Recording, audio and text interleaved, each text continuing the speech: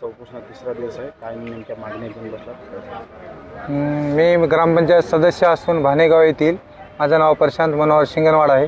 माझ्या गावात 2021 आणि 26च्या दरम्यान जे विकास कामे झाले ते एकच काम 2-3 योजनेतून दाखवून त्यांनी बिले उचललेले आहेत.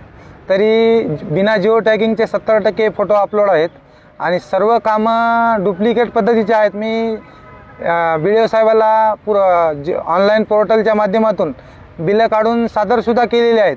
तरी हदगाव पंचायत समिती जे प्रशासक आहे ते सगळे यांना पाठीशी घालण्याचं काम करत आहे. तरी माझी जिल्हा अधिकारी महोदय आणि शिव मॅडम यांना विनंती आहे की या प्रकरणात तात्काळ लक्ष देऊन आपण मला न्याय द्यावा आणि माझं उपोषण हे करावे. आजही पत्र घेऊन आले ते उपोषण सोडण्यासाठी. काय नेमकं त्या पत्रात उल्लेख होता? तसे पत्र माझ्यापाशी 4 ते 5 आलेले आहेत आजपर्यंत, पण त्या पत्राच्या अनुषंगाने कारवाई कुठलीही नाही. फक्त आश्वासन देत आहेत. ठोस कारवाई किंवा निर्णय हा कुठलाही आजपर्यंत लागला नाही आणि यांच्या वागण्याहून तर असं दिसत आहे मला की लागायची शक्यता आहे की नाही आणि सामान्य माणसाने प्रशासनावर विश्वास करावा की नाही हा कुठं सर्वांना प्रश्न पडलेला आहे. नेमकं काय मागणी होती? काय जिल्हा अधिकाऱ्याकडे तुमची मागणी असेल मीडियाच्यामध्ये? माझी मागणी अशी आहे की हदगाव जे पंचायत समिती कारभार भोंगळा चालू आहे ते सर्व मिसळून असल्याचा असा मला संशय यायला.